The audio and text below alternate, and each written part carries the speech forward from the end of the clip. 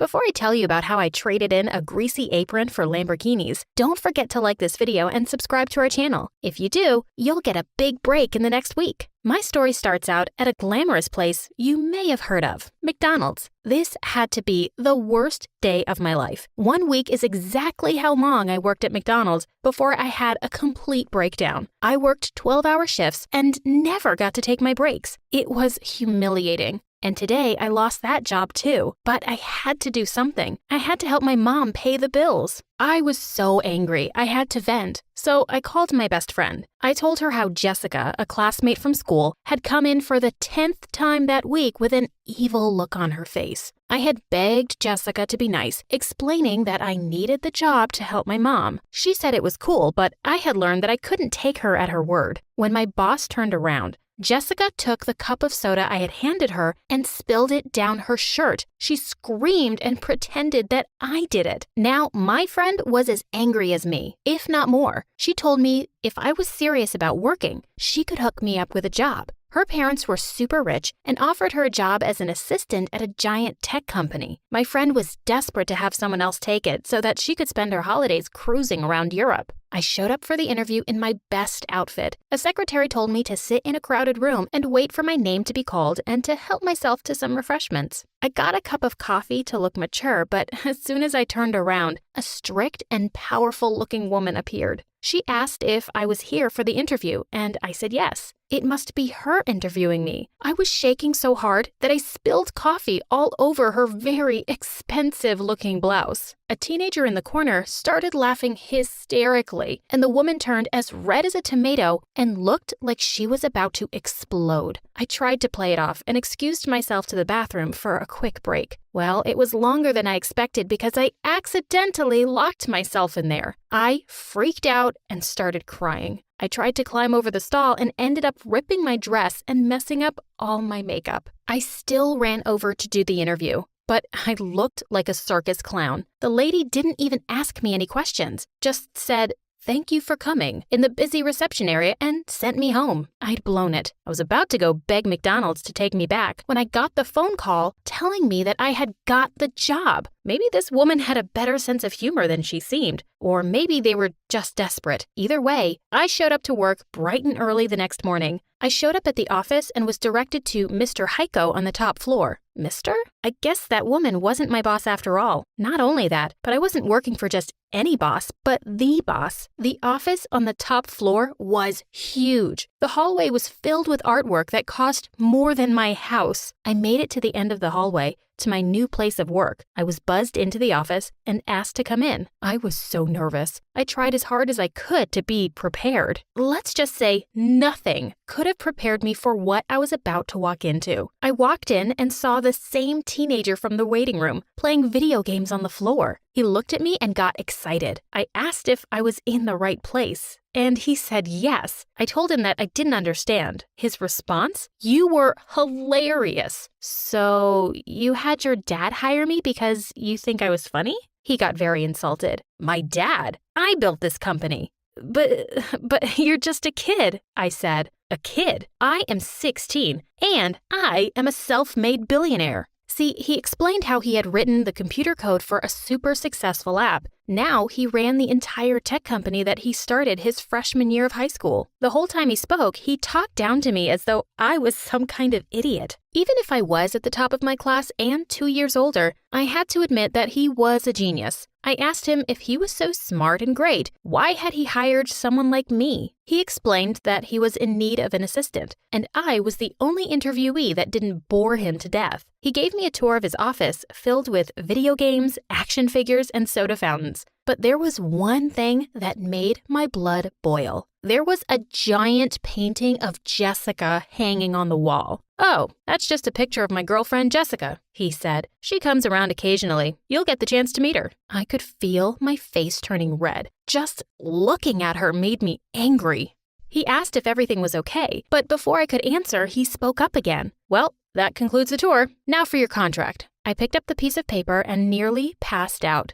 $50 an hour? I asked. "Oh, sorry. Is that not enough?" he questioned, then picked up a pen and scribbled over the contract and handed it back to me. $85 an hour? That was insane. Crazy enough that I could put up with Jessica even once in a while. Still, the level of insanity was nothing compared to the tasks he needed me to do. For the first few weeks, he literally paid me to play video games and watch movies with him. It would have been great if he wasn't so condescending. Have you ever tried watching a superhero movie with some kid complaining about how inaccurate the science was or how he could do better? It was exhausting. Didn't he have a girlfriend for this? In fact, the only good part of this was that I hardly had to see Jessica. She came by just long enough to insult me, compliment my boss, and ask for expensive gifts. It might sound like a dream job to some of you, but I'm an ambitious person. I wasn't fulfilled, and to top it all off, Jessica got under my skin one day. I was alone in his office, tidying up his video games when Jessica walked in. Without hesitation, she went into his desk and took a few $1,000s from his wallet. I told her that maybe she should ask first, but she just laughed at me. "Wow, from a waitress to a babysitter," she said, looking me up and down. That's it. When he came back, I confronted him over why I was here in the first place. He didn't seem to actually need me to do anything. I told him that I needed to feel like I was actually doing something besides hanging out. He seemed disappointed, but agreed to let me take over some more assistant duties. As my first duty as your assistant, you should probably know that Jessica was taking money from your wallet. Now, any normal person would have at least been upset, but he just acted like it was all normal. In fact, he got super defensive about the entire thing. He told me that's just how relationships work, and I would know about it if I had ever been in love before. Idiot.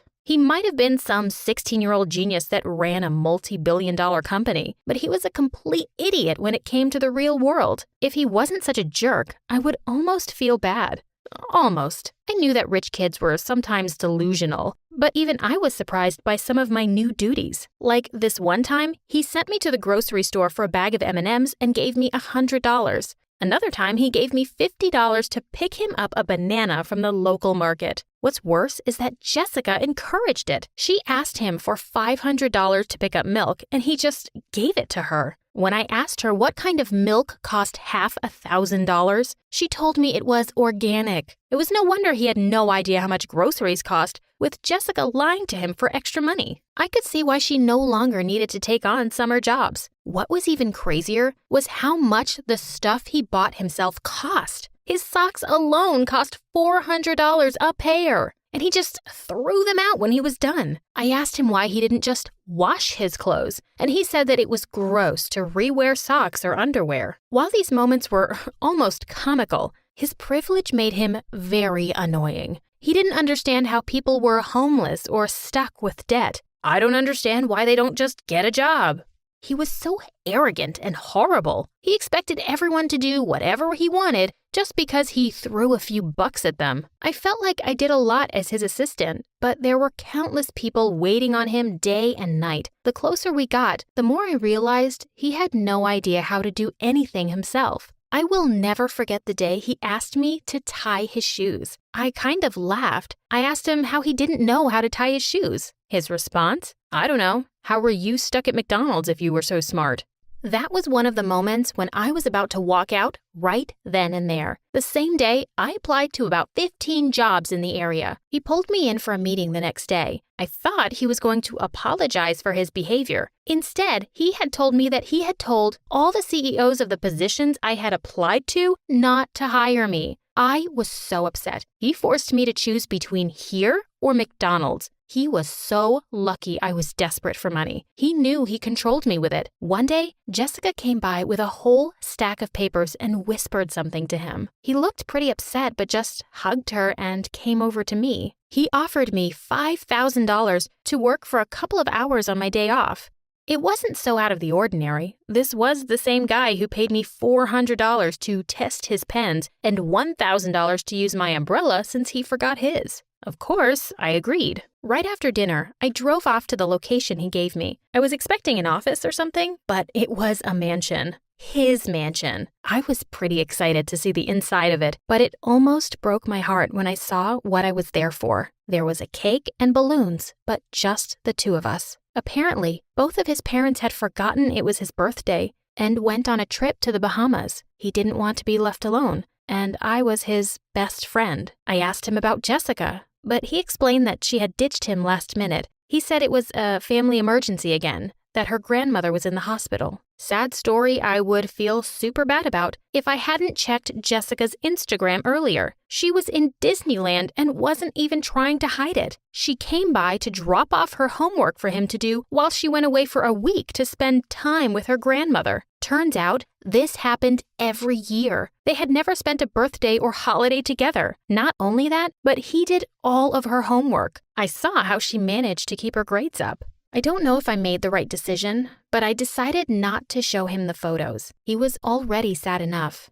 Instead, I decided that from here on out, we would actually be friends, and I would teach him how to tell when people were using him. Even though I was desperate, I couldn't accept the money he offered me to come that night. It felt wrong, even if I wanted the $5,000. The next day, I showed up with a bag of M&Ms as a belated birthday gift. I apologized that I couldn't afford anything spectacular. He just cried. He really did look so grown up in his fancy suits and expensive cars, but seeing him cry over M&Ms made him look like such a child. I took him under my wing as my little brother. He was just a kid right now and needed my protection. I introduced him to some of my friends so he could interact with people under the age of 65. He was super excited to have something close to friends for the first time in his life, but that also made him very vulnerable. I made sure that he kept his wealth a secret and to hang out with people like a normal kid. He seemed to love it, but everything changed one night. See, he was hanging out with my friends and me when Jessica came back from her grandmother's, aka Disneyland. We were having fun, but after he had set down his phone for an hour, he had 35 missed calls and over 100 texts. Apparently, while he was busy having fun with us, he had forgotten to submit one of her summer assignments. She was livid. Even though I tried to tell him he did nothing wrong, he looked really sad and left early. I was going to ask him about everything the next day at work, but he texted me to not come in. After a week of asking me not to show up, I took matters into my own hands. I walked right up to the office and right in the middle of a fight between him and Jessica. When I walked in, she immediately asked what I was doing there. "I thought I told you to fire her. She's a bad influence," she shouted. My boss looked so uncomfortable and said he didn't want to fire me. So she walked out, leaving my boss and me all alone. Again, he sat there and cried. There were a lot of tears over the next few days, and I did whatever I could to comfort him, even when I was off the clock. I made him promise never to take her back because she was using him. He agreed, but then ruined everything in an instant. He leaned in and tried to kiss me. I pushed him away and told him I only thought of him as a little brother. He looked so embarrassed. I let myself out and did not come back. Luckily, I had saved enough money to earn myself a shopping spree. I was out downtown when I saw them. My worst nightmare. He and Jessica were walking along the street, him holding tons of bags from Gucci and her yelling at him. She said how pathetic he was and how she could always do better. I thought about ignoring it, but it was like watching a witch harass my own brother. I ran up to them and yelled at her for being such a jerk. I said how she should consider herself lucky that anyone puts up with her, let alone a great guy like my friend. She told him to defend her, but even I was shocked by what happened next. He told her to leave. She told him that he would regret it and stomped off. She tried to take the Gucci bags from him, but he handed them to me instead. He thanked me again and then did something that kind of irritated me. He handed me a check for $100,000 as a thank you. I ripped it up in front of him. "Don't you get it?" he said. "If you don't want to date me and don't want my money, why are you so nice to me?" "Because you're my best friend." He almost cried right there. I don't think he had ever been that happy before. You would never believe what happened next. He fired me. But it's not what you think at all. See, he decided to help me with my studies, so one day I could join him. I invited him to dinner at my home. Some home cooking would do wonders for him, I'm sure. As happy as I was to see him being a kid, it was quite an ordeal to talk him out of an expensive gift from my mom. He had a long way to go, but he learned. Now, years later, we are 50-50 partners. He is all the brain, and that's where I come in, managing our business. We are the best of both worlds, and our business is thriving.